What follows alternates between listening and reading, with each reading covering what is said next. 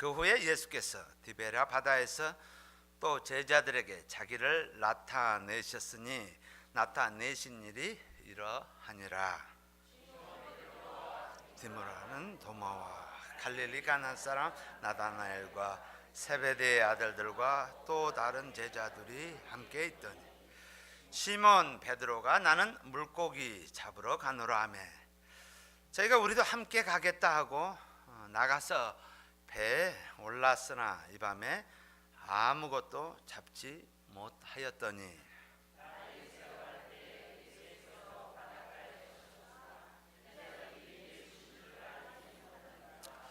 예수께서 이르시되 얘들아 너희에게 고기가 있느냐 대답하되 없나이다.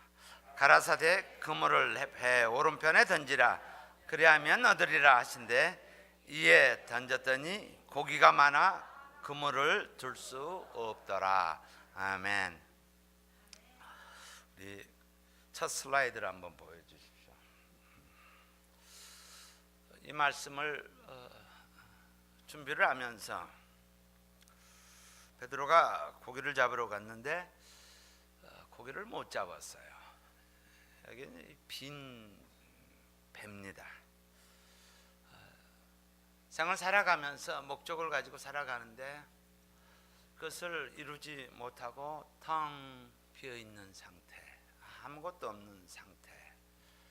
마음을 생각하고 싶었습니다. 오늘 요한복음 21장 말씀은 조금 다른 복음서와 색다릅니다. 요한복음 20장 이렇게 여러분 성경을 보시면은 바로 전절에 30절과 31절에 보시면은 이렇게 말씀을 기록합니다. 예수께서 제자들 앞에서 이 책에 기록되지 아니한 다른 표적도 많이 행하였으나 오직 이것을 기록함은 성경을 기록한 것은 너희를 예수께서 하나님의 아들 그리스도이심을 믿게 하려 함이요 또 너희로 믿고 그 이름을 힘입어 생명을 얻게 하려 함이니라. 이렇게 말씀을 하십니다. 다시 말해서 이 복음이 완성되어졌다.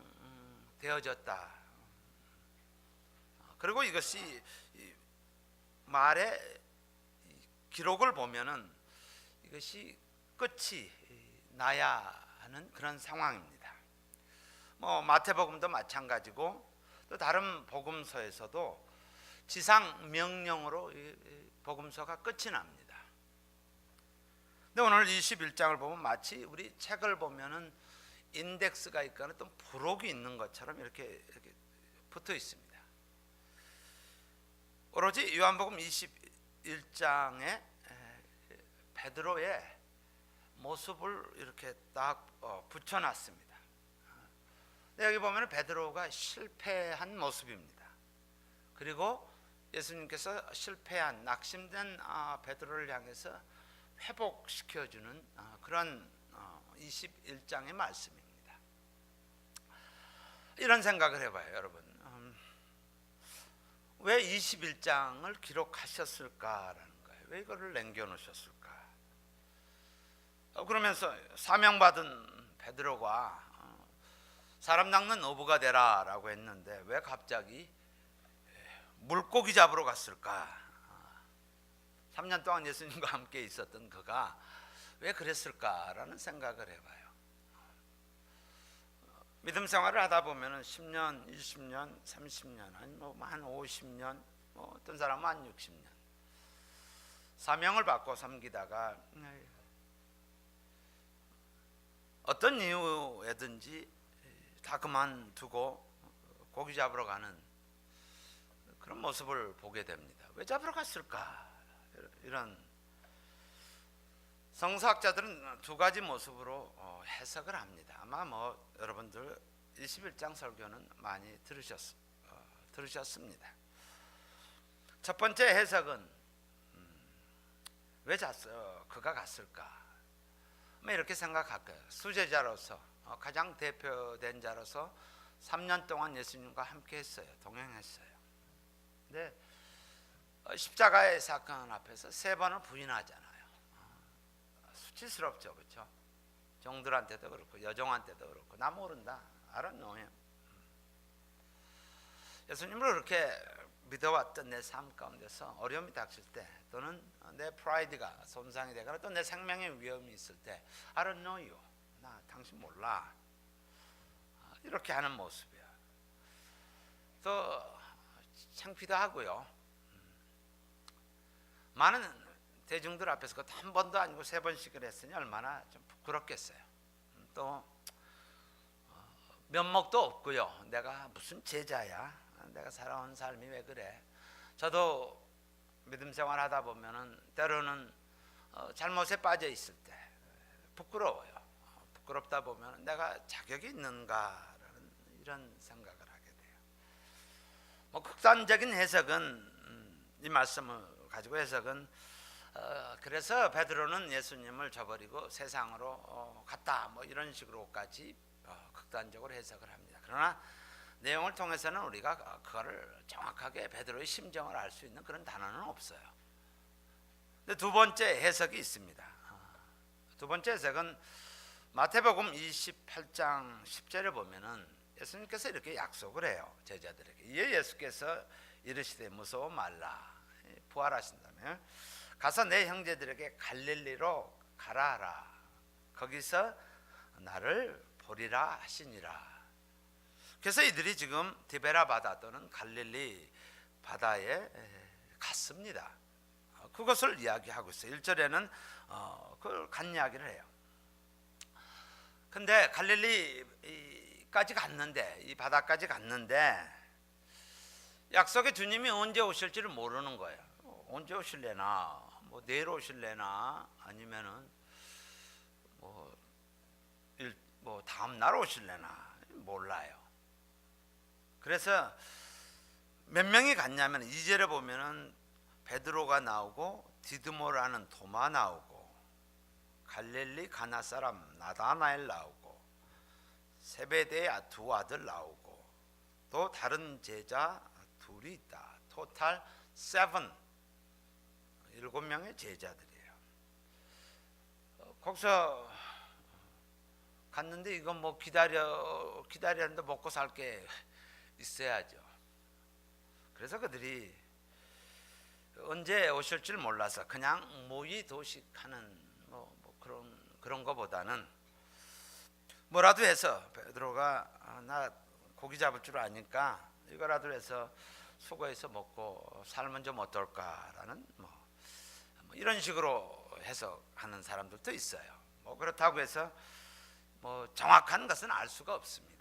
정확한 것은 우리는 알 수 없지만은 그러나 분명한 사실은 이들이 밤새 수고를 하였는데 어떤 모습으로 되어졌든지 밤새 수고하였는데 아무것도 잡지 못하였더라 이렇게 나옵니다. 빈 배였더라라는 거예요.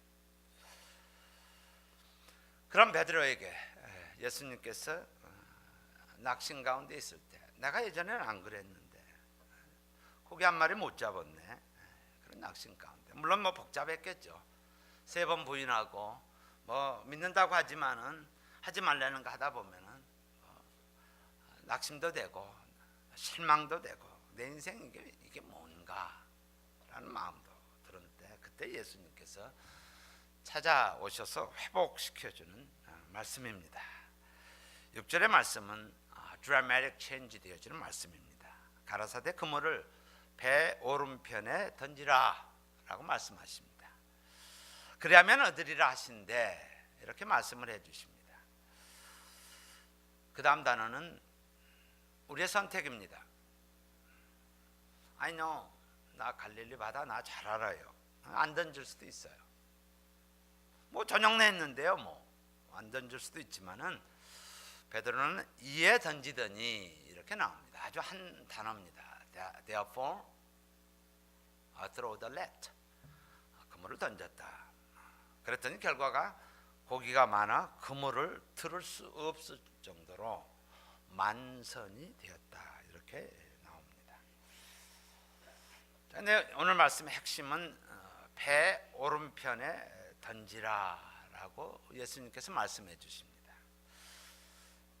인생을 살아가는 데 있어서 중요한 것은 디렉션입니다. 방향입니다. 사도 바울이 빌립보서 3장 14절에 푯대를 향하여 그리스도 예수 안에서 하나님이 위에서 부르신 부르심의 상을 위하여 달려가노라라는 푯대, 그 goal, purpose, 내 인생을 살아가는데 나는 그 푯대를 향해서 간다라는 거예요. 요즘에는 뭐 GPS가 있어서 별로 사용하지 않지만은 예전에 보면 나침반을 사용합니다. 나침반을 놓으면은 나침반이 방향을 잡기 위해서 아주 살랑살랑 흔들립니다. 그러나 결국은 나침반이 방향만 잡아주면은 우리는 결국 목적을 이루며 승리하게 되어집니다. 그래서 나침반은 군대 생활하신 분들 나침반은 대단히 중요합니다. 자, 오늘 말씀을 통해서 한 가지 질문을 하고 싶습니다. 저나 여러분, 우리 늘 생각이 나면 내 마음이 가난해질 때 이런 질문을 합니다. 나 지금 어디로 가고 있을까? 나 지금 어디로 가고 있지? 나 사는 게 이게 온전한 거야? 내가 살아가는 게 이게 바른 거야? 하나님, 나 어디로 가고 있습니까? 나 제대로 가고 있어요? 라는 질문이에요. 혹시라도 내 삶 가운데서 어려움이 있을 때, 잘 될 때는 그런 질문 안 해요. 그냥 가게 돼요. 그러나 내 육신이 연약하고 내 삶의 문제가 에러가 들어올 때, 시그널이 들어올 때 그런 질문에 나 제대로 살아가고 있어? 나에게 주어진 삶이, 생명이, 시간이 이렇게 얼마 남지 않았는데 너무나 빠른 속도로 지나가고 있는데 내가 올바른 방향을 향해서 내가 지금 가고 있는 걸까? 라는 질문이에요. 아마 베드로에게는 동일한 생각이 있었을 거예요. 그물을 던지면서 지난 3년의 세월을 생각하면서 Am I doing right? 내가 지금 하고 있는 것이 지금 온전할까? 이런 생각을 하는 거예요. 하나님 보시기에 내가 정말 온전히 이렇게 지금 살아가고 있을까라는 거예요. 두 가지로 정리하고 싶습니다. 저녁 내 그물을 던졌지만은 이 밤에 that night 나는 아무것도 잡지 못했다라는 거예요. 그래서 예수님께서 야, 배 오른편으로 던져라 라고 말씀해 주십니다. 이 말씀을 통해서 그냥 이렇게 소재를 정하고 싶습니다. 예수님이 우리의 방향입니다 라고요. 예수님이 우리의 방향입니다. 예수님이 떠난 노력, 그런 삶은 헛수고다라는 거예요. 저녁내 했는데, 밤새 했는데 빈 그물이에요. 한 마리로 없어요 라는 거예요. 그것을 통해서 이미디어트리 우리 말씀이 생각나는 게 뭐예요? 키가 뭡니까? 요한복음 15장 5절의 말씀이에요. 나는 포도나무요 너희는 가지니 저가 내 안에 내가 저 안에 있으면 이 사람은 과실을 많이 맺나니 저가 나를 떠나서는 아무것도 할 수 없음이니라 라는 말씀에 버뜩 튀어오르는 거예요. 우리의 삶은 여러 가지 노력을 합니다. 이것도 생각하고 저것도 생각하고 많은 인생을 살아보신 분들은 너무너무 많은 것들을 try를 합니다. 결론은 그래요. 요한복음 15장 5절의 말씀처럼 예수님께 붙어 있으면 되는 거예요. 그러면 열매는 automatically 열려지게 돼 있는 거예요. 그게 가지가 잘라져 있으면은 열매를 맺을 수 없는 거예요. 아주 심플한 것이에요. 제가 이제 갈수록 이런 생각이 많이 들어요. 왜 이렇게 힘들게 살아왔나라는 생각을 가끔 해요. 뭐가 그렇게 중요했길래 그렇게 살아왔나? 물론 뭐 제가 잘못 살아왔다라는 게 아니고요. 왜 이렇게 힘이 드는가라는 거예요. 그래서 이런 쉬운 표현을 다시 한번 이번 말씀을 준비하면서 다시 한번 생각을 하는 거예요. 기는 놈 위에 뭐 있어요? 나는 건 다음 순간 뛰는 놈이 있어요. 뛰는 놈. 그렇죠? 기는 놈 위에 뛰는 놈이 있어요. 뛰는 놈 위에 누구 있어요? 나는 놈이 있어요. 날아다니는. 근데 나는 놈 위에 누가 있어요? 붙어 있는 놈이 있습니다. 그 배를 생각하면요. 그 배에 보면은 배 그 밑에 조개 같은 게 붙어 있잖아요. 그 붙어 있으면 쉥하고 같이 가잖아요. 배의 속도에 따라 가잖아요. 그런 생각을 해보는 거예요. 참 열심히 살아온 내 삶이었지만은 왜 이렇게 힘들게 살아갔을까? 명예를 위해서, 영광을 위해서 다 이렇게 살아갔을까? 이런 생각을 해요.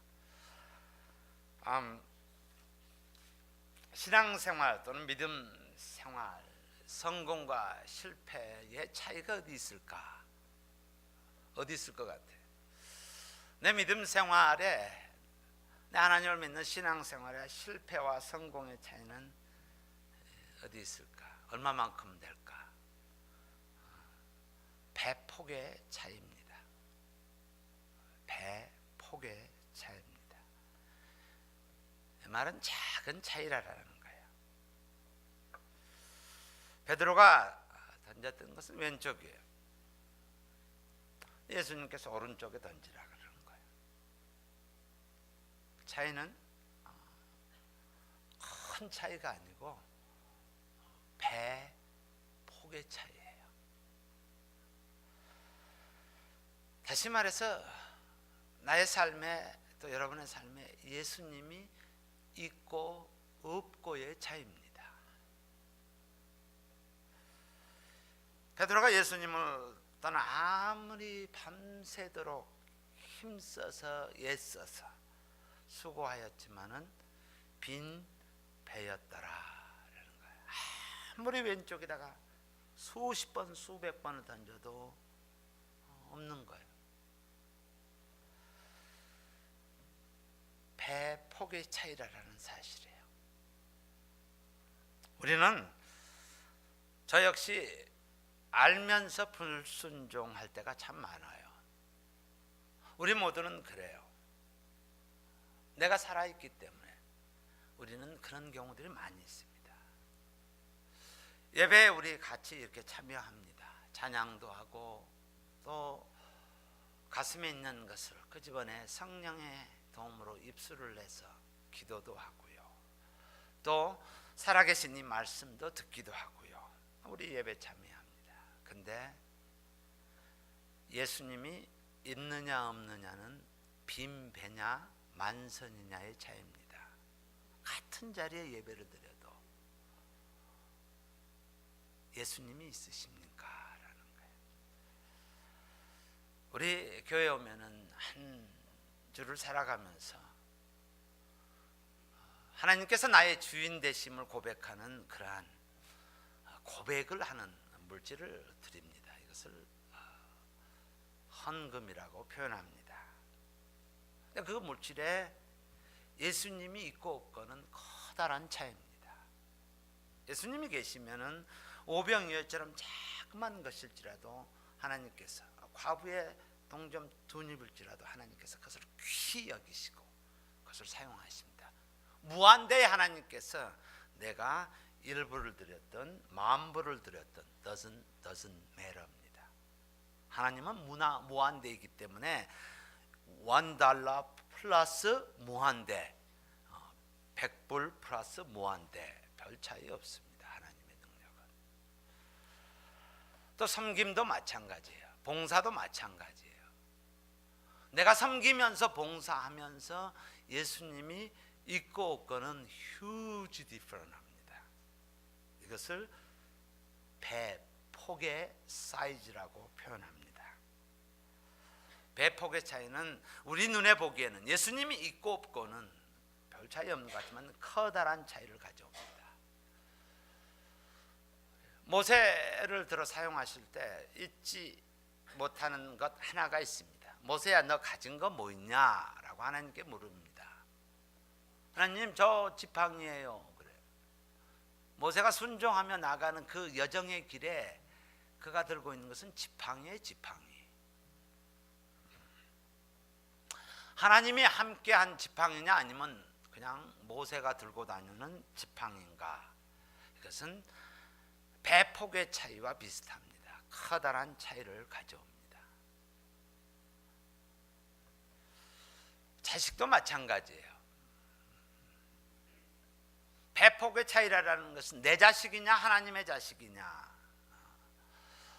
여러분이 하시는 비즈니스 그물을 많이 던집니다. 배폭의 차이는 내가 주인이냐 하나님이 주인이냐, 내가 사는 삶, 나에게 준 가정, 배폭의 차이입니다. 내가 주인이냐 하나님이 예수님이 주인이냐라는 거예요. 예수님께서 배 오른편에 그물을 던지라 라고 했을 때 아주 지극히 작은 순종을 상징합니다. 저녁내 내가 했는데 없어요, forget it. 이게 아니라 그냥 오른쪽에 던졌더니 그물이 엄청난 숫자로 숫자까지 나옵니다. 153마리의 고기가 잡혔다. 이것은 순종이라는 것은 우리의 이성과 우리의 경험을 넘어서는 것입니다. 말씀은 살아 운동력이 있다고 하였습니다. 우리의 관절과 골수를 쪼개기까지 한다고 하였습니다. 우리 생각을 감찰하신다고 하였습니다. 살아 계신 그 말씀이 우리에게 임할 때 이런 놀라운 은혜들을 체험하게 됩니다. 그러나 이 말씀 가운데서 저는 부정적인 부분보다는 긍정적인 부분으로 보고 싶습니다. 없습니다라는 것, 저녁내 수고하였지만 아무것도 잡지 못했습니다라고 했을 때 이 기회는, 이 오퍼튜니티는 하나님을 체험할 수 있는 엄청난 중요한 모먼이라는 사실을 우리는 간과해서는 안 됩니다. 그래서 제가 이것을 붙일 때 영적인 실험실이라고 이야기합니다. 여러분, 심장마비를 하나를 치료하기 위해서, 그 원인을 파악하기 위해서는요, 엄청난 실험실에서 제가 밥 먹듯이 심장마비를 유도시킵니다. 밥 먹듯이. 그것을 한 케이스가 아니고 수많은 이 동물들을 통해서 심장마비를 유도시킵니다. 그리고 나서 이것을 어떻게 트리트할 것이냐라는 거예요. 동일하게 우리에게 영적인 실험실을 매 순간마다 하나님께서 우리에게 제공을 합니다. Spiritual lab, 우리의 삶 가운데서 제공합니다. 오늘 그 중에 한 예가 빈 그물이었다라는 거예요. 그는 베드로가 빈 그물이었기에 그는 하나님 예수님을 경험할 수 있는, 체험할 수 있었습니다. 빈 그물이었기 때문에 그는 체험할 수 있었습니다. 홍해가 앞을 가로막고 있었기에 이스라엘 백성들은, 모세는 바다가 갈라지는 것을 체험할 수 있었습니다. 아무것도 볼 수 없었기 때문에 그것이 가능했기 때문입니다. 목마름이 있었기 때문에 반석에서, 바위에서 물이 나오는 것을 체험했습니다. 수많은 사람들이 모였는데 먹을 것이 없었기 때문에 5번 이어를 체험했습니다. 안진병에 한 번도 걸어보지 못했기 때문에 소망을 두고 내가 예수님 만나면 나 치유받을 수 있으라고 경험할 수 있었습니다. 사람들이 혈류병에 걸려서 부정하다라고 사람들과 교제 가운데 들어갈 수 없었기 때문에 이 여인에게는 내가 예수님 옷자락만 만져도 내가 치유함을 낳겠다라는 것을 경험할 수 있었다라는 거예요. 나에게 아버지가 안 계셨기 때문에, 내게 부모님이 안 계셨기 때문에 하나님 아버지를 나는 체험할 수 있었다라는 거예요. 내게 만약에 풍요롭게 존재했었다면 아마 저는 하나님 아버지를 찾지 않았을 거예요. 내가 없었기 때문에 너무너무 답답해서 견딜 수가 없어서 나 어떻게 해야지 됩니까? 이런 상황에서 나 좀 도와주십시오라고 했던 것은 나에게 부모님이 안 계셨기 때문에 부르짖을 수 있었어요. 그리고 하나님을 경험하였습니다. 두 번째 말씀을 보겠습니다. 오늘 전반부에 보면은 물고기 낚는 어부의 모습을 이렇게 보여줍니다. 베드로를 처음 불렀을 때 예수님께서 분명하게 클리어하게 너는 사람을 낚는 어부가 되리라 라고 마태복음 4장 18절에서 19절의 말씀을 클리어하게 표현해 줍니다. 베드로야, 이제는 네가 변덕이 많은 시몬이 아니라 이제는 반석이 될 것이다. 그리고 너는 사람을 낚는 어부가 되리라 라고 말씀해 주십니다. 여기에 비즈니스 하시는 분들 많이 계십니다. 그럼 비즈니스의 핵심 가치는 뭡니까? 이윤 창출입니다. 돈을 많이 버는 거예요. 그것이 비즈니스의 골입니다. 그것을 상실하면 그 비즈니스 제대로 하는 사람 아니에요. 교회 또 성도의 핵심 가치는 무엇입니까? 핵심 가치는 사람을 낚는 어부가 되는 것입니다. 이것이 핵심 가치입니다. 변할 수 없는 센트럴, 그 다음 뉴클레스, 핵심이 되어지는 것은 사람을 낚는 것이에요. 이런 생각을 해봅니다. 베드로가 갈릴리 바다에서 하는 그물질은, 왼쪽에 던져서 하는 그물질은 살아있는 것을 죽이는 그물질입니다. 잡힌 대로 죽습니다. 그러나 예수님께서 원하시는, 베드로에게 원하시는 그물질은 죽어있는 사람을 살리는 그물질입니다. 이것을 영적인 그물질이라고 합니다. 건지면 삽니다. 건지면 영생을 얻게 됩니다. 이것이 교회와 성도의 핵심 가치입니다. 교회가 존재하는 유일한 이유는 바로 영혼 구원에 있습니다. 그 일을 위해서 하는 거예요. 근데 지금 베드로는 뭐요? 그물질하고 있는 거예요. 건지는 대로 죽이는 일을 하려고 하는 거예요. 부활하신 예수님께서 베드로에게 한 번 더 말씀해 주십니다. 베드로야, 베드로야, 영적 그물질하기 위해서 내가 너 불렀어 라고 리마인드 시켜줍니다. 어부의 최고의 기쁨은 만선의 기쁨일 겁니다. 그냥 새들이 막 날려다니면서 하는 거 얼마나 흥겹겠어요. 교회는 만선이 돼야 합니다. 온갖 종류의 물고기가 있지만 만선이 돼야 돼요. 왜냐하면 하나님께서는 영혼을 구원하기 위해서 하나님께서는 지금도 기다리시고 계시기 때문입니다. 그러기 위해서 필요한 것이 있습니다. 방향입니다. 방향입니다. 예수님이 방향이 되셔야 합니다. 사람이 되어져서는 안 됩니다. 나를 용서하여 주시고 나를 구원하여 주시고 내가 너를 사랑한다라고 하신 그 예수님이 방향이 되셔야 합니다. 어떠한 환경이 있을지라도 그것이 모티브가 되어야 합니다. 예수님이 방향해야 합니다. 우리는 예수님의 음성을 들어야 합니다. 순종해야 합니다. 말씀하셨을 때 순종해야 합니다. 이것이 우리의 빈 배를 채우는 비결입니다. 한 사람의 글을 읽게 되었습니다. 여러분, 저는 들었긴 들었는데 이 사람이었나라는 사람이었습니다. 이번 책을 하나를 썼습니다. 오늘 이 말씀을 듣고 이 말씀 때문에 그가 회복되어졌고 이 말씀이 너무너무 은혜가 돼서 이 여인이 글을 썼습니다. 제목은 당신 없는 인생은 빈 그물이오니라는 글입니다.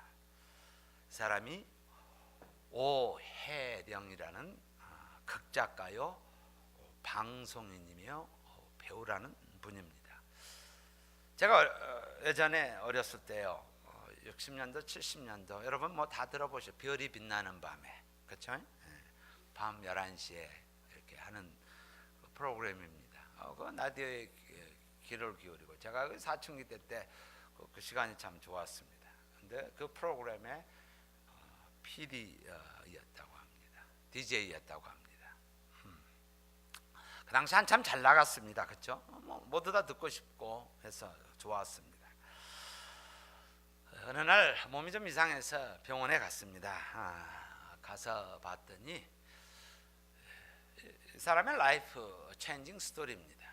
오혜령이라는 사람의 확인해 갔더니 한 군데 암이 아니라 두 군데 암, 스토마틱 캔서, 위암과 그 다음에 임파선 암이 있어서 이미 몸에서 깨닫게 되면은 end stage, 말기를 의사가 선고했다고 합니다.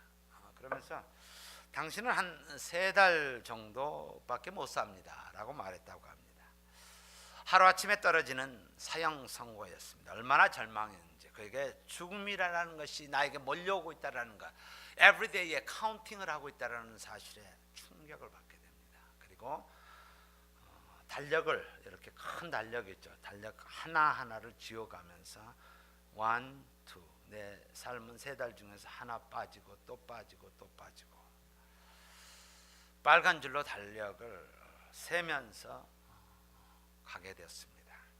근데 이분에게 매주 백합 50송이를 보내면서 거기에 쪽지 하나를 넣어서 보내줬다고 합니다.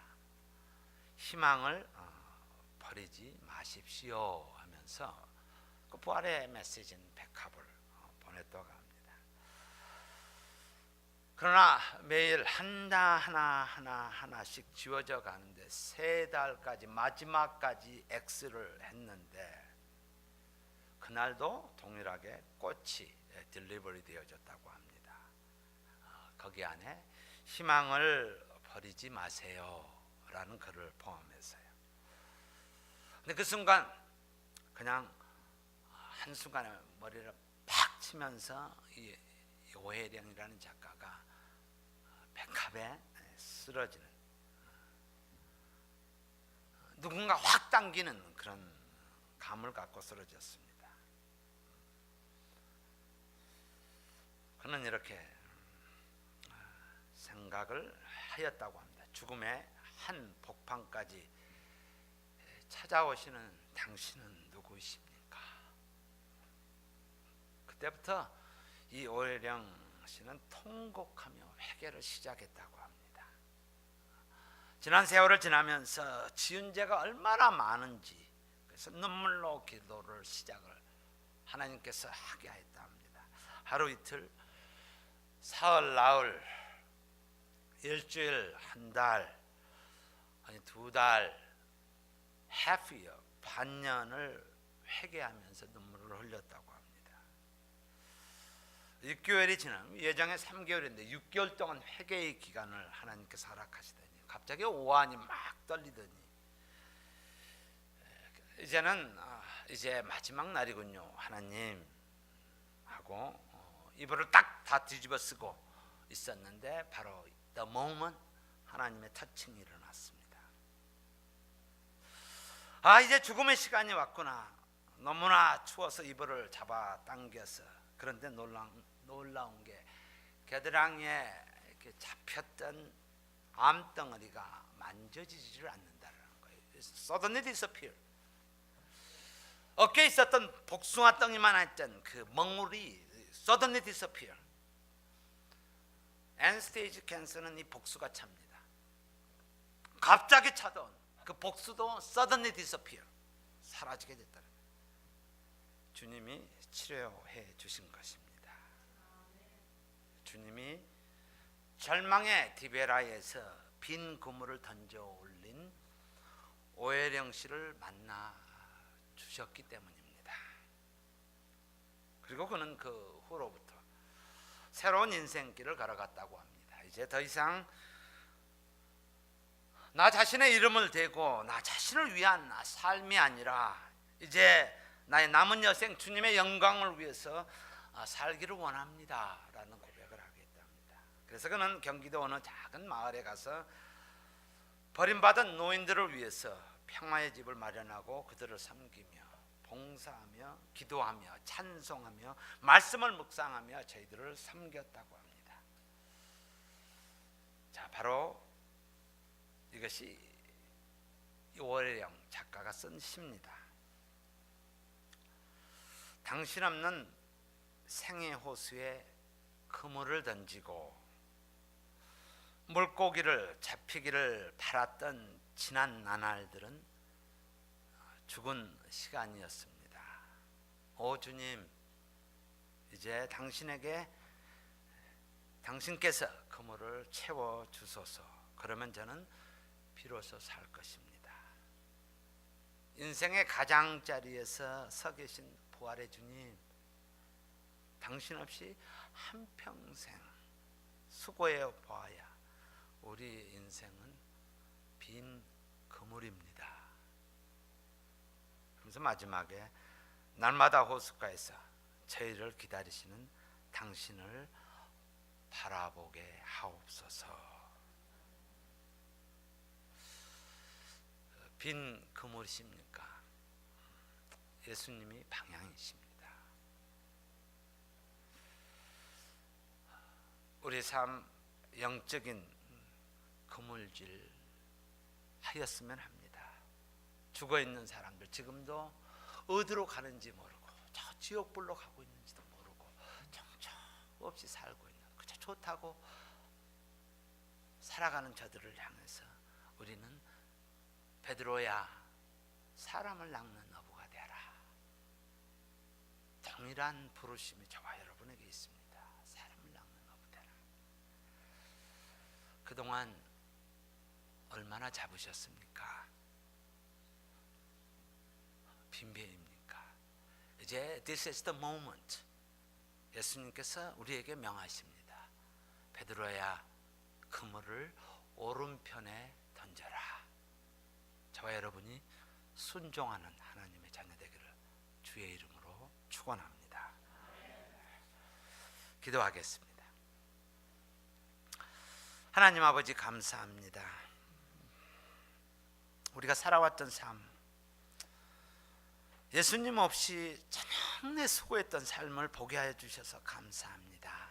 하나님, 내 생의 마지막에 되어오는 그 마지막 도어 앞에서 깨달지 않게 하여 주시고, 하나님, 오늘 말씀을 통해서 그물을 배 오른쪽에 던지라 라고 했을 때 우리의 삶이 배폭의 차이입니다. 하나님, 예수님 없는 삶 살지 않고 하나님 예수님의 따라 순종하는 저희들 또 이 교회 되게 하여 주시옵소서. 우리 입술 가운데, 우리 가슴 가운데, 우리의 생각 가운데 하나님 죽어가는 영혼들을 생각해 하여 주시고 저들을 어떻게 구원해야 할 것인지, 예수님께서 99마리를 놔두고 한 마리를 찾기 위해서 가는 그 모습을 보고 우리 동일한 심정으로 가는 자들 되게 하여 주시옵소서. 은혜 감사드리며 우리 주 예수 그리스도 이름으로 기도하옵나이다. 아멘.